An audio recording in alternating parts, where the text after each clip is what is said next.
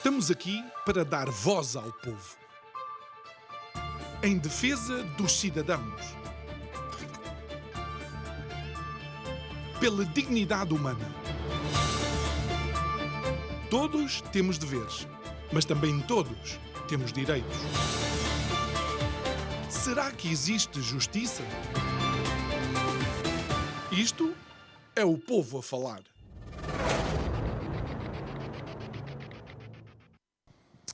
A 30 de janeiro de 2022 e após a não aprovação do Orçamento de Estado do governo anterior, realizaram-se as eleições legislativas em Portugal. Ainda antes do virar do dia, o resultado estava consumado. Os portugueses tinham decidido e dado uma maioria absoluta ao PS.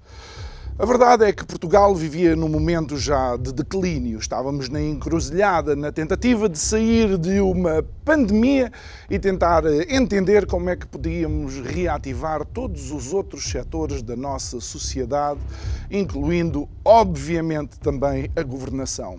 E espante-se porque a 15ª legislatura apenas entrou em funções a 30 de março do mesmo ano, como se Portugal se pudesse dar ao luxo de perder 2 meses. Boa noite, o meu nome é João Nuno Pinto e isto é o Povo a Falar. Estou consigo de segunda a sexta-feira, neste mesmo horário, emissão em simultâneo Curiacos TV e Rádio Vida 97.1.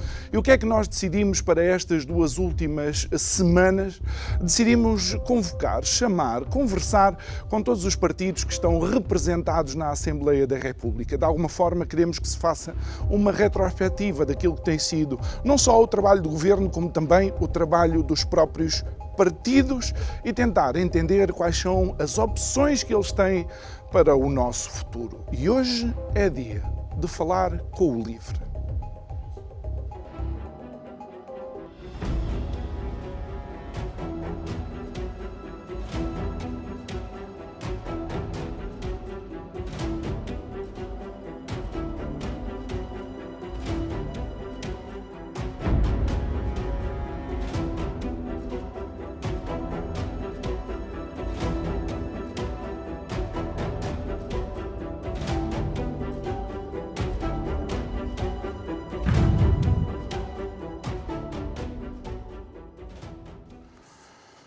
E tal como eu disse na minha peça introdutória, o nosso primeiro partido, os primeiros convidados destas semanas, onde vamos estar a analisar esta legislatura, é o Partido Livre, uma vez que é um partido de deputado único, que é o Rui Tavares, que é um dos fundadores do partido. Ele, obviamente, com a agenda que tem, até porque estamos na semana do debate do Estado da Nação, como se fosse um debate complicado de fazer, mas pronto, isso é outra história. É nosso convidado o Paulo Moacho. Obrigado, Paulo.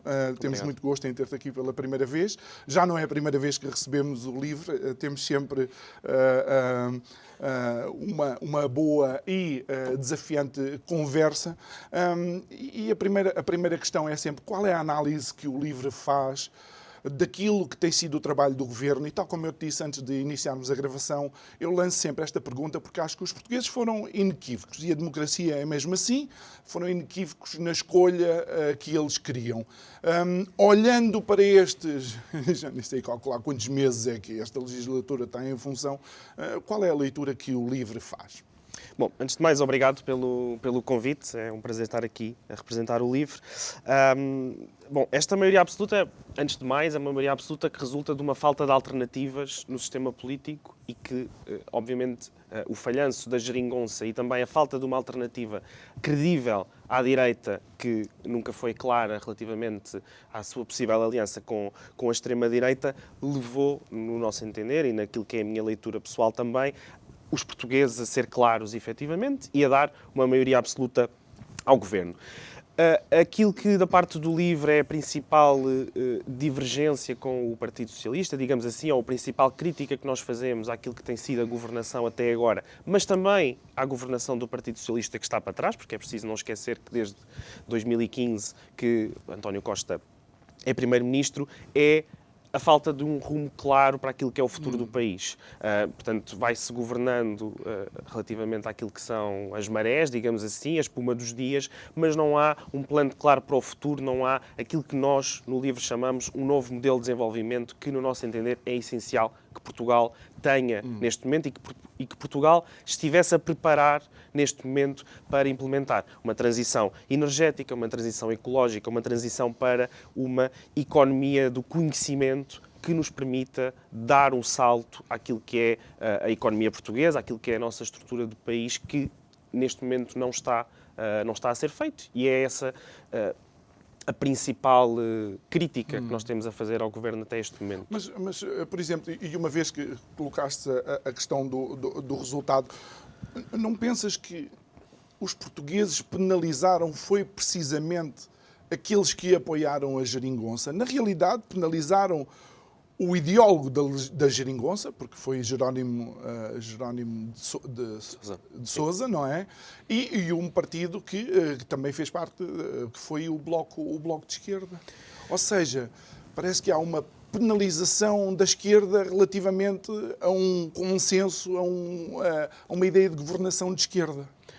Bom, é difícil fazer essa análise porque, obviamente, terá havido várias razões pelas quais as pessoas votaram da forma como votaram. Aquilo que nós vimos, por exemplo, nas eleições de 2019 foi exatamente o oposto. Foi os partidos da geringonça a terem bons resultados. E, portanto, os portugueses em 2019 estavam satisfeitos com aquilo que era a governação. Os resultados anteriores desses claro, partidos. Claro, mas subiram. O PS subiu, o Bloco de Esquerda subiu, o PCP também subiu marginalmente. E, portanto, em geral, as pessoas estavam satisfeitas com aquilo que era a governação. A penalização vem precisamente pelo chumbo do orçamento e por aquilo que entendo que possa ter sido uma percepção de alguma irresponsabilidade no chumbo de um orçamento naquele momento em que estávamos a atravessar e, portanto, ainda com uma pandemia, ainda com uma crise económica, e as pessoas efetivamente não entenderam as razões desses partidos, que, enfim, as poderão ter e que também cabe a eles explicar, mas não, efetivamente não entenderam o porquê do governo cair nesta altura, e a única, digamos assim, a única alternativa de governo que entenderam era do Partido Socialista, e não é por acaso também que o LIVRE é o único partido à esquerda, exceto o PS, que sobe a sua votação, mesmo num contexto de grande polarização e de maioria absoluta. Precisamente porque o discurso do LIVRE foi um discurso de convergência. Foi um discurso de é necessário que a esquerda se continue a entender. Sim, mas também o PAN teve um discurso de convergência. Foi o último partido a tentar fazer com que aquele orçamento de Estado sobrevivesse e acabou também penalizado, o que, de alguma forma, atesta o bom resultado do LIVRE, neste caso. Mas, mais uma vez, se a governação é à vista, como é que o LIVRE olha para, neste caso, depois de passados não sei quantos anos de governos de António Costa, só agora é que António Costa anda a falar de medidas estruturais? Isto é tipo, o diagnóstico está feito. O nutricionista já disse, como já me disse a mim, que tem peso a mais. A dieta é esta. Não há maneira de começar a aplicar a dieta. Isso é um problema que o nosso país tem sempre, não é? Ou seja, os diagnósticos estão feitos, sabe-se mais ou menos aquilo que é preciso fazer, sabe-se no que é preciso apostar, mas depois nunca há essa vontade política, sobretudo, e vontade do governo de efetivamente implementar essas medidas e fazer essas transformações da sociedade que é preciso fazer. Obviamente, o Partido Socialista, sendo um partido de centro-esquerda, tem sempre também alguma aversão a essas mudanças estruturais, e é isso que tem acontecido. Muito bem. Relativamente àquilo que tem sido então o trabalho do LIVRE, há aqui especialmente a questão dos 3 Cs, e todos nós sabemos as dificuldades com que os portugueses vivem. Eu recordo-me num determinado programa, naquele dia as manchetes de alguns jornais era que Portugal superava a Suécia na penetração da fibra óptica para a internet, e eu acabei o monólogo a dizer que os suecos de inverno em casa estão de calções e t-shirts e nós temos que abraçar os routers para termos algum calor. Pode explicar um pouco essa proposta e creio que foi bem recebida até por outras bancadas. Sim, esta foi uma proposta que foi uma bandeira do LIVRE durante a campanha e ela parte do diagnóstico de um problema que é muito concreto e que vem precisamente tocar aí nesse ponto, que é Portugal é o país da Europa Ocidental em que se passa mais frio dentro de casa, mas nós estamos neste momento também no verão e no meio de uma onda de calor, também é onde se passa mais calor dentro de casa. Porque os nossos edifícios têm um problema que é não estão preparados, não estão isolados termicamente. E este é um programa que é inspirado também numa solução que foi experimentada em Itália e que tem tido bons resultados, que é o Superbónus climático. E, portanto, este programa 3C, que é Casa, Conforto e Clima, é precisamente dar esta prioridade ao investimento no isolamento das casas. E, portanto, isto permite-nos fazer... É claro que isto implica um investimento bastante avultado, mas é um investimento que se faz agora e que depois se vai pagar durante décadas. E que ao fim de alguns anos, o país vai estar a poupar energia. Isto é daquelas coisas, eu não tenho qualquer problema, porque, por exemplo, se nós pudermos dar um melhor conforto por exemplo, aos nossos inúmeros cidadãos de idade avançada que nós temos, se calhar podemos ir poupar no SNS. Exato, e nós vemos agora também, saíram dados há pouco tempo, do aumento da mortalidade que acontece precisamente por causa das ondas de calor, e isto acontece também porque ao nível da década de 80, que parece quase um retrocesso, não é? Exatamente, portanto, para além de nós não estarmos minimamente preparados para este tipo de fenómenos, é preciso também dizê-lo, finalmente começamos a desfazer este mito de que quanto mais elevada a temperatura, melhor o tempo está, não é? Portanto, já se começa um bocadinho a mudar essa mentalidade, mas a verdade é que isto tem consequências mortíferas para muitas pessoas e são as pessoas mais frágeis. São os idosos, são as crianças, são as grávidas, são as pessoas que estão doentes, que mais sofrem com estas temperaturas extremas. E isto é um programa que, aliás, ele acabou por ser também adotado pelo próprio governo e ele vai avançar, e é um programa que tem esta potencialidade de mudar estruturalmente esta questão. Para habitação. Eu creio que dentro da proposta também cabe para espaços comerciais, não é? Escritórios ou... Sim, cabe para todo o tipo de espaços que precisem deste tipo de adaptação, porque a verdade é que quanto mais, não só as habitações, espaços comerciais, escritórios, quanto mais nós conseguirmos adaptar aquilo que são o imobiliário, digamos assim, a esta nova realidade, mais o país vai poupar e mais o país vai ganhar. Mas isso não deve ir concomitantemente, como, por exemplo, a uma mudança da forma como os imóveis são construídos em Portugal. Se continuarmos a construir mais do mesmo e não mudarmos esse paradigma logo na raiz, digamos, do imobiliário, da construção. Sim, há também um problema na construção, mas, enfim, já há muita legislação, principalmente europeia, que nós somos obrigados a aplicar e que acautela, de certa forma, esse tipo de situações. O grande problema são as cidades que já têm os edifícios que já foram construídos há décadas, alguns deles há bem mais tempo do que isso, e que não estão adaptados nem nunca foram adaptados. Portanto, nós precisamos de fazer esse investimento para os adaptar neste momento. Portanto, o problema é essencialmente com edifícios que já estão construídos. Muito bem. Algo que também me pareceu extremamente positivo e é uma iniciativa do LIVRE foi aquilo que é o fim, eu considero o fim da não prestação de contas por parte do Sr. Primeiro-Ministro e do Governo aos portugueses. Ou seja, foi o deputado Rui Tavares que avançou com o regresso dos debates quinzenais. Isto é feito... Qual é a intenção? De facto, a democracia vive da pluralidade das opiniões e vive também da prestação de contas por parte dos responsáveis políticos aos outros cidadãos que estão representados pelos outros partidos? Sim, isso é óbvio que sim, e embora na verdade não fomos o único partido a propor isso, houve vários outros partidos que propuseram esse regresso. Nós também propusemos, claro que sim. E parece que é mais ou menos unânime de que devem voltar e de que era uma coisa boa estes debates quinzenais que permitem fazer este escrutínio direto ao Primeiro-Ministro, em que o Primeiro-Ministro também tem que explicar aos representantes do povo, não é, que estão ali eleitos precisamente para fazer esse trabalho, o que é que são as medidas que está a tomar e o que é que está a fazer. Mas nós propomos até Até uma outra coisa que eu também gostava de frisar, que é, já que estamos em semana do debate do Estado da Nação, o livro também propõe que o Parlamento anualmente debata o estado do ambiente, porque a emergência climática é algo que nós não conseguimos neste momento, quer dizer, é impossível continuar a ignorar. Nós vemos o país no estado em que está neste momento, com fogos, com ondas de calor, e para o LIVRE, como partido ecologista, é essencial que este tema seja central. E, portanto, uma outra questão que nós propusemos nas alterações do regimento da Assembleia da República foi um debate sobre o estado do ambiente para fazermos anualmente com o Governo e com o Primeiro-Ministro em especial, para marcar precisamente a centralidade que estas questões devem ter na política portuguesa. E olha, e quando olhamos para o ambiente, e uma vez que falamos do ambiente, eu recordo-me da última vez que estive aqui, eu não esqueci-me outra vez do nome. Carlos? Não, Isabel Mendes Lopes. A Isabel Mendes Lopes. Eu peço desculpa à Isabel. Eu coloquei em cima da mesa a questão de se o LIVRE é um partido radical naquilo que são as nossas fontes de energia, e eu lancei para cima da mesa a energia nuclear. Porque a energia nuclear foi em tempos, recordo-me, década de 50, 60, embora eu não fosse vivo, eu estudo um bocadinho, que era um perigo realmente para todos, mas atualmente aquilo que vemos é que as centrais nucleares, tirando desastres naturais que são imprevisíveis, são baratas e conseguem dar algum tipo de resposta. Estariam abertos para essa possibilidade?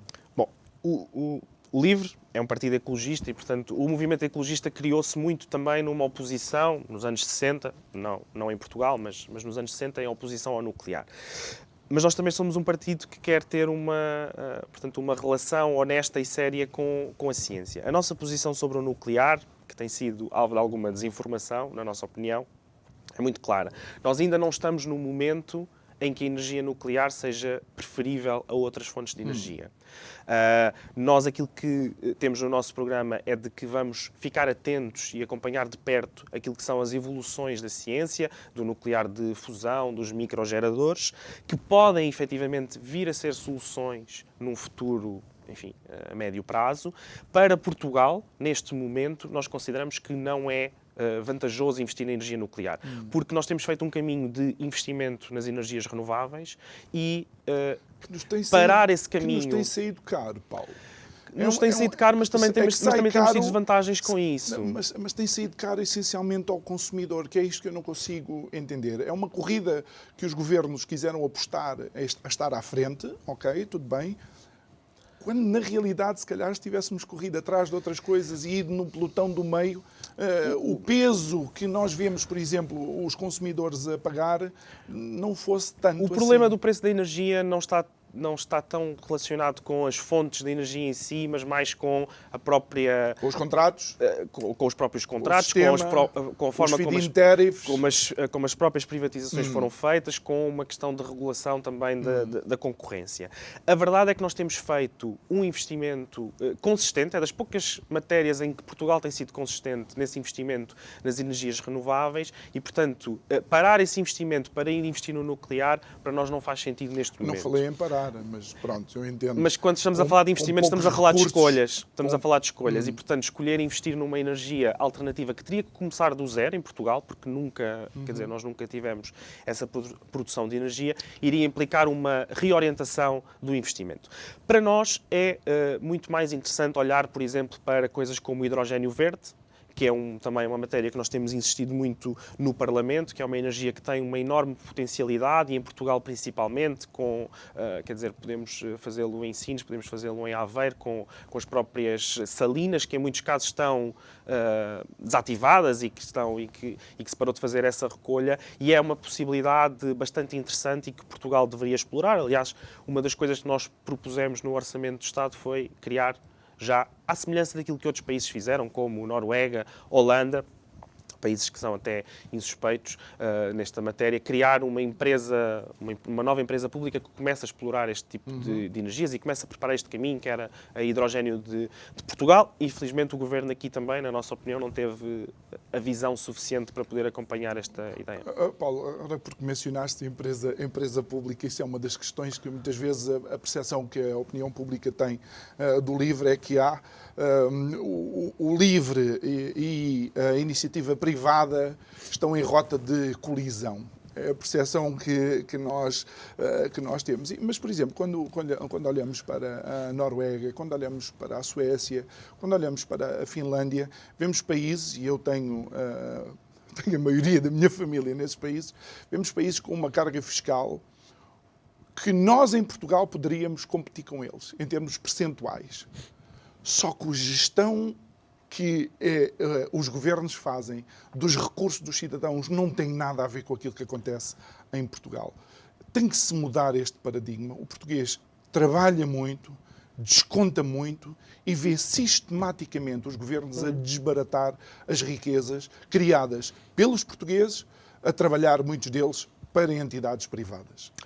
Bom, em primeiro lugar, o LIVRE é um partido de esquerda, mas nesta matéria nós não nos consideramos dogmáticos. O LIVRE não tem nenhum problema com a iniciativa privada. O LIVRE considera que a iniciativa privada é boa para o país, é boa para a sociedade, ou seja, nós não queremos estatizar a economia. Aliás, na nossa Carta de Princípios está isso muito claro. O nosso socialismo, e o LIVRE é um partido que se identifica como um partido socialista, do socialismo libertário. O nosso socialismo não é estatismo, portanto, nós não queremos acabar com a iniciativa privada. Nós entendemos é que, precisamente como diz a Constituição, devem conviver na economia 3 setores: o setor público, o setor privado e o setor social e cooperativo.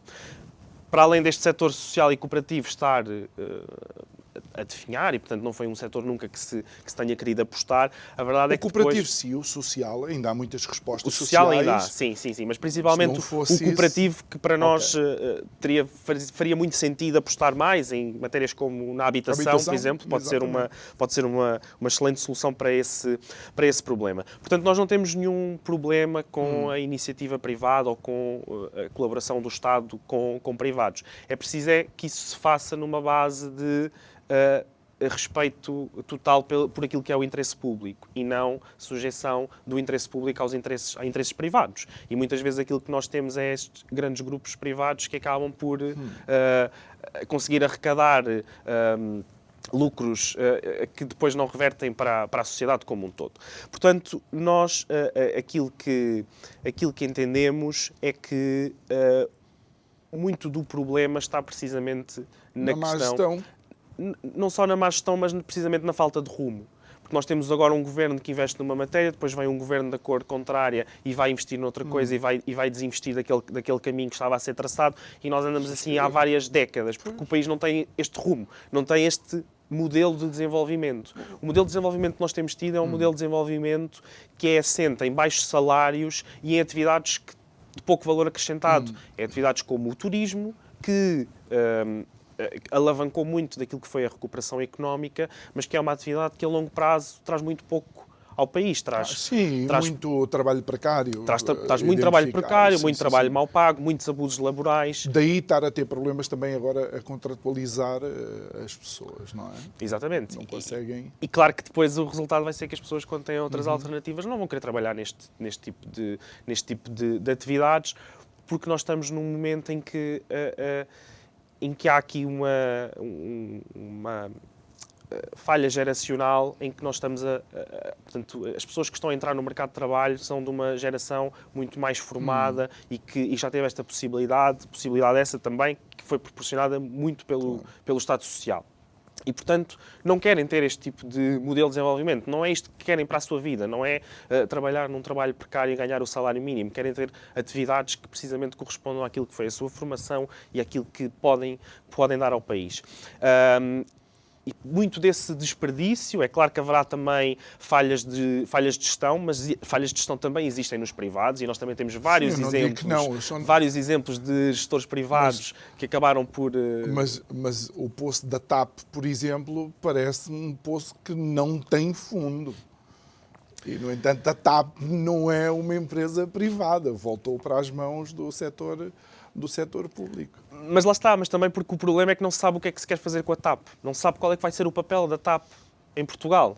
Ou nós aceitamos que a TAP é uma empresa estratégica para Portugal e que, portanto, que o Estado a deve manter e, portanto, que o Estado deve também cuidar dela e também deve garantir que ela serve o país, principalmente, ou entende que não. Pois, mas, por exemplo, qual é que seria, e agora, qual é que seria a posição do LIVRE, até porque vocês mencionam, eu creio que tu numa entrevista mencionaste que o novo aeroporto talvez não avançasse caso houvesse mudança de governo ou qualquer coisa, e foste quase tipo Nostradamus e agora está aqui empenado. Mas, por exemplo, 2 países que não têm a companhia de bandeira, Grécia e Brasil, e diz-me que o turismo lá não está alimentado. Está alimentado, mas a TAP não deve servir só para transportar turistas. Mas não é isso que eu estou a dizer. Ou seja, tem um objetivo estratégico também para o país, que pode ser de fazer as ligações de fazer ligações que nos possam interessar. Nós temos é que ter essa estratégia. Mas, olha, Paulo, temos é que definir qual é que deve ser essa estratégia. É assim, há bocadinho falavas escolhas na energia. Eu penso que é uma grande escolha que o país tem que fazer. Se tem capacidade para ter uma TAP que não vai ser um servidor dos nossos dinheiros, porque tu também estás a meter lá dinheiro. Não sou só eu, não sou só eles, somos todos, não é? Ou se vai-se fazer alguma coisa. Agora vê, já se tentou gestão profissional, porque já tiveram pessoas altamente qualificadas. Eu recordo no Fernando Pinto, por exemplo, que tinha toda uma carreira, e agora está uma senhora francesa, por acaso representa talvez a mesma de onde vêm os privados. Não sei, a Vinci, não sei se também é francesa ou lá o que é. E a questão é que, para além da situação económica insustentável, nós começamos a ver aqui também algo que é mais preocupante, que é um pouco uma segmentação da sociedade em relação à TAP, aos profissionais da TAP, aos profissionais da Ground Force, porque realmente não há uma decisão que nos leve a entender, ok, vai-se fazer isto. Não. Sempre as notícias são mais não sei quantos mil milhões de euros para a TAP. Certo. E isso também é fruto precisamente de um desinvestimento que foi feito durante anos e que causa problemas na empresa. O que é essencial? É precisamente nós percebermos o que é que queremos fazer relativamente a esta empresa. A nossa posição é que é estratégica para o país e que o país a deveria manter. Mas não gostam do aeroporto do Montijo, não me parece a melhor opção. Não, para nós o aeroporto do Montijo é algo que está completamente fora de questão. Porque traz... Eu estou de acordo. Porque traz problemas, ou seja, para nós a questão ecológica é essencial, portanto, a questão de estar tão perto do estuário do Tejo e de ir completamente destruir um habitat que é único em qualquer capital europeia. Não há um habitat com um ecossistema com esta riqueza à beira da própria cidade, e também poderá trazer problemas, riscos de própria segurança, pelo menos nos primeiros tempos, e portanto essa é mais uma questão em que as decisões vão sendo tomadas um bocadinho ad hoc. Nós vimos agora este caso do ministro que decide e depois o primeiro-ministro revoga e avançamos e não se percebe muito bem sequer o que é que o governo quer, ou sequer com base em que é que o governo está a decidir. Portanto, o que é que está na base daquela decisão? É uma decisão meramente política, porque nós ainda não temos sequer o resultado do estudo que foi encomendado. E, portanto, estamos a tomar estas decisões. É claro que há política aquilo que é da política, aos técnicos aquilo que é dos técnicos, mas os políticos, para poderem decidir, têm que ouvir quem percebe do assunto e quem estuda estas questões e quem as compreende. E depois, então, tomarem uma decisão. E nós, nesta questão do aeroporto, andamos, como as pessoas dizem, estamos fartos de discutir o aeroporto, andamos há décadas a discutir o aeroporto, mas andamos há décadas a discutir o aeroporto com base em achismos, com base em eu acho que deve ser ali, a mim que dá mais jeito que seja acolá. Não há ainda um plano integrado para isto. Um plano que junte aquilo que é o plano rodoviário, o plano ferroviário, e que nós possamos, se a escolha for investir num novo aeroporto, e nós admitimos que sim, Nem sabem se querem um aeroporto para 30 anos ou se é um aeroporto para depois de 10 anos estar a ser necessário um outro aeroporto. Exato. Ainda não há nenhuma decisão dessas. Quer dizer, temos aqui decisões que são muito incompreensíveis, não é? Um aeroporto temporário para depois desativar, para depois construir outro. Quer dizer, é essencial retirar o aeroporto do centro de Lisboa porque isso traz toda uma série de efeitos secundários que são não só da poluição, do ruído, etc., que são problemáticos na cidade de Lisboa, mas se vamos efetivamente investir numa estrutura, ainda por cima numa estrutura desta envergadura, que vai ficar durante pelo menos 100 anos, décadas certamente, então é preciso fazer esta escolha de uma forma ponderada e de uma forma clara sobre as opções. Possível. Eu diria que já deveríamos... estamos há tanto tempo, Paulo, porque senão parece que estamos sempre a começar do zero, não é? Entendes o que é que eu estou a dizer? Eu percebo, mas a verdade é que nós estamos sempre a começar a fazer falsas partidas. É verdade. E, portanto, se calhar o que é preferível é nós pararmos um bocadinho, estudarmos todas as opções possíveis que existem, incluindo as opções que possam agradar àquilo que é o centro do país, que também tem essas reivindicações, àquilo que são os investimentos que vão ser feitos na ferrovia, e se calhar quando tomarmos uma decisão, é uma decisão que fica independentemente de qual for o Enquanto isso, governo. vamos gastando milhões em parceiros e estudos, e não se pode dizer. A esta hora já se pode dizer, a produtora diz que não, é melhor não. Muito bem. Relativamente a outras propostas do LIVRE, eu sei que recomendaram ao Governo a criação do programa Regressar Saúde, com incentivos dirigidos especificamente aos profissionais desta área que tenham, enfermeiros e médicos que tenham imigrado. Eu vou ser um bocado irónico, Paulo, por favor, entende. Nós falamos sobre isto, que é assim. Porque é que eu hei de voltar a querer trazer concidadãos meus para este agrilhão, para este peso e para essa quase escravatura que é estar no SNS em Portugal, quando eles encontraram países onde são respeitados, remunerados, tidos em consideração e conseguem, de facto, inclusive, percorrer o percurso normal da sua carreira? Porquê é que eu hei de os trazer de volta? Nós estamos aí, mais uma vez, sobre uma escolha estratégica que o país deve fazer ou não. E isso é algo que se aplica, quer estejamos a falar dos profissionais da saúde, quer estejamos a falar dos professores, dos funcionários públicos em geral, que é, nós queremos dar a estas pessoas condições para exercerem a sua profissão ou não.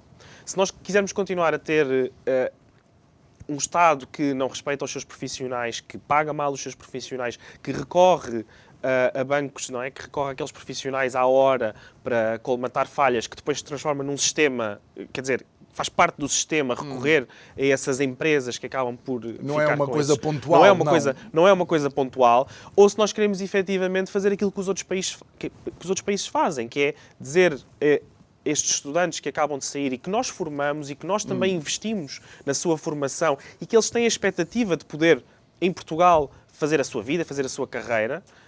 Eu conheço muito poucas pessoas que tenham, e na minha geração muitas pessoas foram para fora, mas conheço muitas poucas pessoas que quisessem efetivamente ir para fora. Elas foram empurradas a ir para fora porque não tinham opções. Não tinham opções de entrada na profissão que escolheram e não tinham condições ou perspectivas de futuro. Portanto, ou nós fazemos uma escolha que é, vamos dignificar estas profissões e vamos acarinhá-las, ainda por cima estamos a sair de uma pandemia e nós sabemos aquilo que os profissionais de saúde tiveram a dar ao país e, portanto, ou nós continuamos num caminho em que vamos... em que todos aqueles que são os bons profissionais, os que acabaram de ser formados, vão sair do país e o país perde crânios, não é? Como se costuma dizer. Não sei se já sentiste que o paradigma do imigrante português mudou. Mudou completamente. Já não é a mala de cartão da Linda de Sousa. Eles vão cada vez mais novos, cada vez mais qualificados. E o mais extraordinário de tudo, que não é extraordinário, porque de facto o português é um povo capaz, afirmam-se nos outros países, não é? É uma coisa extraordinária. Agora, qual é a perspectiva que o LIVRE tem para a saúde em Portugal? É um binómio privado, deve ser privado, um misto, um híbrido, ou deve ser o SNS único e exclusivamente, desculpa a expressão, tratar da saúde dos portugueses?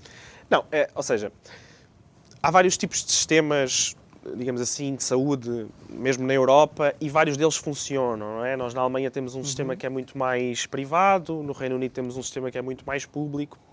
Todos eles podem, em teoria funcionar. Aquele que nós temos em Portugal é de base, sobretudo, pública. Ou seja, é sobretudo o Estado prestar diretamente estes cuidados de saúde. Portanto, para nós não faz sentido, lá está, mais uma vez, nós agora pararmos o caminho que estamos a fazer e vamos seguir um outro modelo. Este modelo tem, com falhas, mas tem funcionado, tem servido. Portugal tem um Serviço Nacional de Saúde que é reconhecido também internacionalmente como sendo de qualidade. Nós precisamos é investir nele.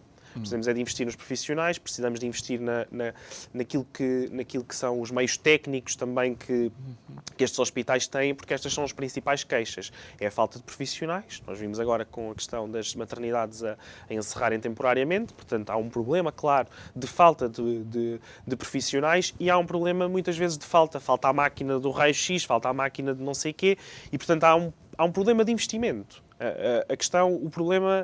A solução é clara, é preciso investir no SNS, é preciso parar de desperdiçar recursos naquilo que são soluções de penso rápido, que acabam por sair mais caras e nós termos efetivamente a consciência que se investirmos agora, mais tarde vamos poupar. E este é o momento em que nós temos essa possibilidade de investir, porque estamos perante aqui o maior pacote de fundos que o país alguma vez vai receber. Provavelmente não vamos voltar a receber nada, nem desta dimensão, ou se calhar muito... Espero que não, porque senão era sinal que tínhamos passado por outra pandemia ou algo pior, por uma guerra, não. Ou que o país não se desenvolveu, não é? Portanto, se o país não se desenvolver, irá ficar cronicamente dependente destes eu quando falas do fundos. país a desenvolver, eu só tenho a imagem de uma corrida de Fórmula 1 e vejo Portugal parece estar parado com problemas de motor e os outros carros todos a ultrapassar-nos, não é? Até com países que têm entrado mais recentemente na União Europeia. Então, do ponto de vista daquilo que é o SNS, tem que haver um investimento nos profissionais, nos meios técnicos, mas a questão é que há quem diga que também não é correto, e isto é suposto ser dito, ser o Estado a formar os profissionais e depois os profissionais imediatamente saltarem para o privado. Eu recordo-me de algo que aconteceu na instituição militar, normalmente a Força Aérea, porque é uma área que eu gosto, em que a Força Aérea começou a ter problemas com os pilotos, porque a Força Aérea formava os pilotos e imediatamente saíam para a TAP. Seria importante também criar aqui um período, eventualmente, em que o profissional formado teria que estar no SNS, ou mais ainda teria que ser ao permitir a localização desse profissional, por exemplo, num hospital de interior. Eu acho que se nós resolvermos o problema estrutural, eu acho que isso é uma solução que é, lá está, mais uma vez, um penso rápido. Ou seja, vamos obrigar as pessoas, acabaste de tirar o curso e agora vais ser obrigado a ficar aqui durante não sei quantos anos, porque eu não tenho outras formas de te fixar aqui neste local. Se nós resolvemos aquilo que é o problema estrutural, que é o problema de falta de atratividade do SNS para os profissionais, então esse problema não se vai colocar. Mais facilmente nós vamos ter profissionais que estão dispostos a ir para o interior, que estão dispostos a ir para outros locais trabalhar. Essa solução pode ser uma solução rápida, momentânea. Eu entendo, não te querendo interromper, mas só para dar aqui...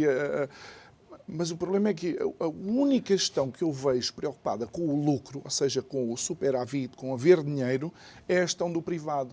Porque, aparentemente, o público, o dinheiro ou cresce nas árvores ou... Mas o SNS não tem que dar lucro. A questão é precisamente essa. O SNS não tem que dar lucro. E mas o Estado... Mas quem é que paga? Essa é que é a questão. Vamos pagar todos. Nós todos pagamos o SNS mas com os nossos impostos. Para o SNS. E com os nossos impostos. E, portanto, Paulo. claro, mas lá está, mais uma vez, estamos perante escolhas que é preciso fazer. E, portanto, estamos perante prioridades. E qual é que é a nossa prioridade? Se o SNS ou a escola pública é efetivamente a nossa prioridade, então nós temos que fazer esse investimento. E o SNS, e é precisamente o problema, está nessa lógica de isto não dá lucro. Não tem que dar lucro. Os hospitais não servem para dar lucro, não são empresas. Os hospitais servem para tratar as pessoas quando as pessoas estão doentes ou prevenir essas doenças. É para isso que eles lá estão e é para isso que nós contribuímos todos para aquilo que é o bolo do Estado. Mas também não é suposto ser esbanjador de dinheiro, não é? Quando eu digo dar lucro, claro. Não é suposto esbanjar. E como é óbvio, eu entendo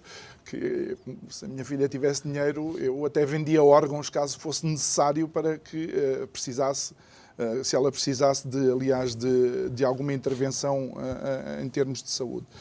Posto isto, significa que, mais uma vez, e pelo aquilo que eu tenho recebido aqui até dos próprios sindicatos, uma das grandes questões é a falta de respeito e a falta de consideração que os governos têm tido por estes profissionais. Sim, esse lá está, é o problema da dignidade destas próprias profissões e da forma como elas são encaradas pelo Estado, pelas pessoas em geral. Nós de antes tínhamos um sistema que era muito baseado no respeitinho, não é? Portanto, que vem do Estado Novo, de respeitar as figuras da autoridade só porque são, o médico, o advogado, o professor. Isso hoje em dia acabou, mas... Eu acho que já caímos para o outro lado. E ainda bem, mas o próprio Estado deve respeitar aquilo que são os seus profissionais e aquilo que são as pessoas que trabalham para todos nós. Eu vejo os miúdos, às vezes vejo vídeos no YouTube. Se eu visse alguns daqueles miúdos a fazerem aos professores e eu estivesse lá na sala, o professor não precisava de se preocupar que era eu que ia tratar do meu colega, porque realmente há coisas que não se admitem. E essa é uma delas. Um dos grandes problemas dos professores, Paulo, nem é também a deslocalização que é um problema. É, de facto, os professores sentem-se completamente impotentes relativamente à falta de educação que a juventude atualmente tem para com eles. Eu acho que é claro que há essas situações, acho que elas não são generalizáveis. É claro que nós mudámos esse paradigma, não é? Portanto, mudámos o paradigma em que se tinha medo do professor. Sim. Também não acho que seja o sistema mais correto, Claro. Em que se tem medo das figuras da autoridade porque estamos num regime repressivo e autoritário e, portanto, desde pequenos que esse sentimento era incutido.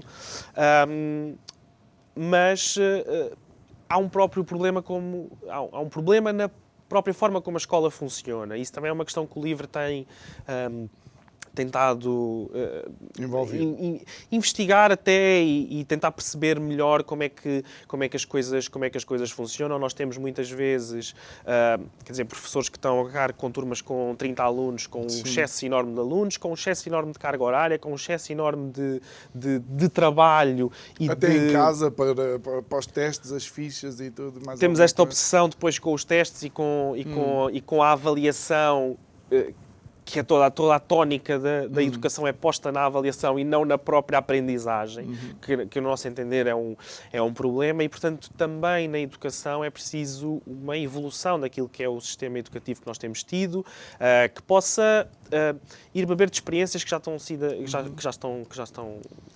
a ter. Eu tinha 9 anos quando fui à Suécia pela primeira vez, e então os amigos que eu tinha feito lá, não, eu tinha um inglês muito básico, mas perguntaram-se, querem ir à escola? Olha, vamos até à minha escola, diziam eles. Então lá fui. Eu era assim, mas para que escola é que vocês vão?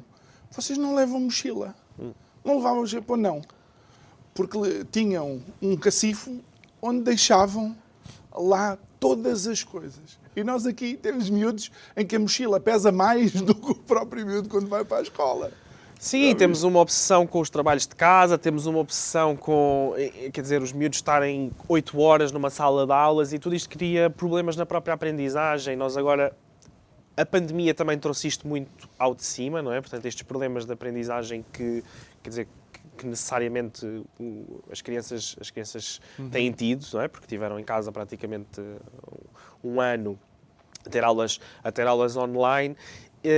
E é preciso mudar também este paradigma de como a própria escola pública funciona. É claro que isto não é algo que se faça... Primeiro, não é algo que se faça por decreto, não é algo que se faça de um momento para o outro, mas é uma evolução que nós temos que ir fazendo e seguindo muitas vezes também aquilo que são os bons exemplos, não é?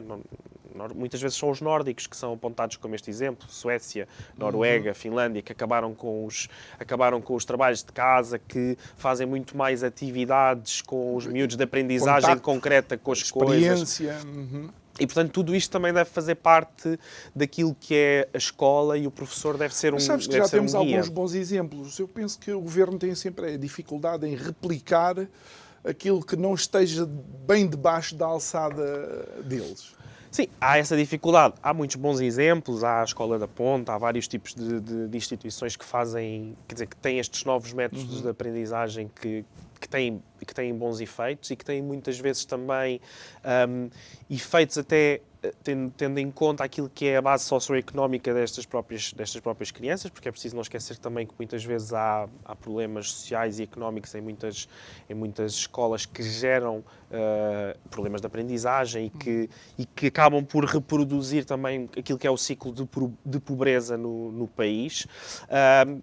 porque a escola pública, na verdade, é o único elevador social que nós ainda temos, não é? E, portanto, é a única possibilidade que alguém que vem de uma família pobre tem de se poder formar e de poder ascender a outras categorias de rendimento. Pronto, os rankings valem o que valem, mas o ranking de há 2 semanas atrás devia ser assustador. Mas isso é outro. Vale o que vale. Eu valorizo pouco os rankings, esse tipo de rankings. Relativamente a outra temática que eu creio que é uma proposta vossa, e interessa-me por 2 motivos. Primeiro, porque eu gosto de história, e depois porque aborda aqui um tema que me foi querido há algumas semanas atrás também, que é a descolonização da cultura. Ou seja, enquadrar, contextualizar, aliás, a forma como a história é contada. Mas isto vem na sequência de que existe uma necessidade, há feridas que têm que ser fechadas, há dores que se sentem. Há dores que ainda se sentem muito na sociedade portuguesa e tudo aquilo que é o passado colonial de Portugal é algo que está sempre, não é? Aquelas coisas que estão sempre ali no canto do olho, mas que nós nunca encaramos de frente. Nós entendemos que Portugal tem que começar a encarar de frente aquilo que foi o seu passado, com as coisas boas e com as coisas más que teve. Não se trata de reescrever a história ou de a mudar, trata-se de olhar para ela como ela efetivamente foi. Nós, aquilo que continuamos a ter é uma glorificação que muitas vezes é um exagero daquilo que efetivamente aconteceu, que vem daquilo que já era ensinado no Estado Novo. Temos uma desumanização das pessoas que foram escravizadas e das pessoas que estavam naquilo que são as colónias, as ex-colónias portuguesas. E, portanto, nós entendemos que é preciso olhar para isto de frente, encará-lo, porque é uma ferida que a sociedade portuguesa tem e que vem ao de cima, e que vai continuar a vir ao de cima, porque há uma reivindicação de que isso aconteça, e, portanto, é preferível nós olharmos para isto com seriedade e com franqueza e com clareza. Então, de onde é que vem essa reivindicação? Quem são as pessoas na sociedade portuguesa que reivindicam, digamos, não é acerto de contas, mas o acertar a forma como contamos a nossa história? Não é um acerto de contas, é só um contar a história como ela foi. E nós, a sociedade portuguesa é uma sociedade multicultural, é uma sociedade diversa. Nós temos novas gerações de afrodescendentes que não são imigrantes que tenham vindo das ex-colónias, são cidadãos portugueses que nasceram cá, que sempre fizeram parte desta sociedade, mas que muitas vezes vem-lhe negado quase esse direito de cidadania. E esta reivindicação de cidadania que é importante nós também apoiarmos e encararmos. E depois é um movimento que é importante fazer até para a nossa própria contextualização histórica. Dou um exemplo. Nós ainda ontem na Câmara Municipal de Lisboa o Gabinete do Livro organizou uma sessão a propósito de um escritor, Mário Domingues, que é uma figura absolutamente, que foi agora editado recentemente, um livro que é uma figura absolutamente fascinante, que foi talvez um dos escritores de língua portuguesa que mais livros escreveu. Ele escrevia literatura policial e de aventuras, que escreveu há 100 anos atrás, no jornal A Batalha, uma série de artigos sobre a questão do racismo e do colonialismo, portanto, em 1922, e que é absolutamente desconhecido em Portugal, que não se fala.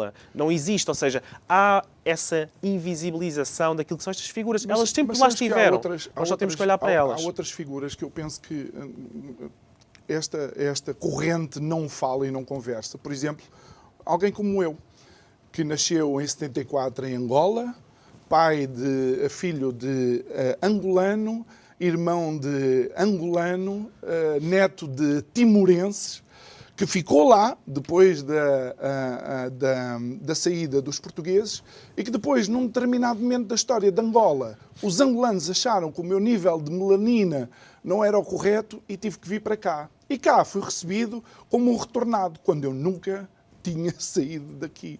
Portanto, não há mais pessoas na população para ouvir em relação a isto.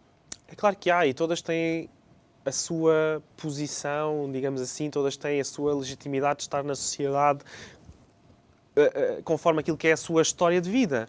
Que quer dizer, que não são generalizáveis para toda a gente, mas que há efetivamente, traços comuns muitas vezes.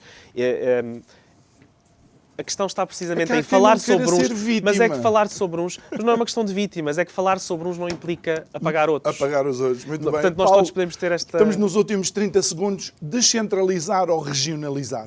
Regionalizar. Regionalizar. Muito bem. Paulo Macho, muito obrigado, Obrigado por ter estado aqui connosco. Foi a primeira vez. Espero que haja mais oportunidades. Agradeço-te muito. Agradeço a si também que nos acompanhou em mais um Isto é o Povo a Falar. Foi o primeiro programa em que estamos a ouvir os partidos políticos. Iniciámos com o LIVRE. Amanhã estou de volta. Boa noite. Obrigado.